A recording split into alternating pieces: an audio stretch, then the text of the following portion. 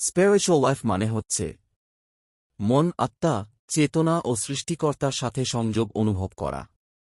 জীবনের আসল উদ্দেশ্য খুঁজে পাওয়া, নিজের ভেতরের শান্তি জাগানো, ভালোবাসা, মানবতা, নীতি, নৈতিকতা, ক্ষমা, কৃতজ্ঞতা ও সত্যের পথে চলা, এগুলোই আধ্যাত্মিক জীবনের মূল। এটা কোনো একটি ধর্ম বা রীতি নয়।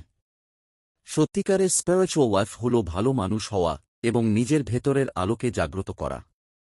আধ্যাত্মিক জীবনের উদ্দেশ্য মন ও হৃদয়ের শান্তি পাওয়া, জীবনের সমস্যাকে শক্তি দিয়ে মোকাবিলা করা, রাগ, ঘৃণা, হিংসা কমিয়ে ভালোবাসা বাড়ানো, ঈশ্বর বা সৃষ্টিকর্তার ওপর ভরসা বাড়ানো, নিজের জীবনকে সঠিক পথে পরিচালনা করা। মানুষের কি স্পিরিচুয়াল লাইফ দরকার আছে? হ্যাঁ, একদম আছে। কারণ শিক্ষা, টাকা, নাম, খ্যাতি থাকলেও মন শান্ত না হলে জীবন অসম্পূর্ণ থাকে।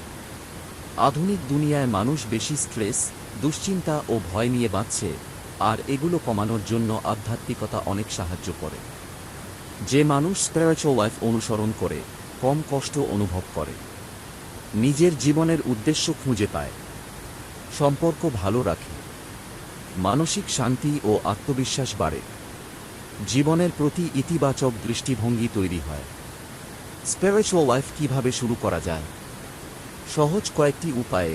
প্রতিদিন 5 মিনিট মন শান্ত করে চিন্তা করা, মেডিটেশন। 2. ঈশ্বরের প্রতি ভরসা রাখা ও কৃতজ্ঞতা চর্চা করা।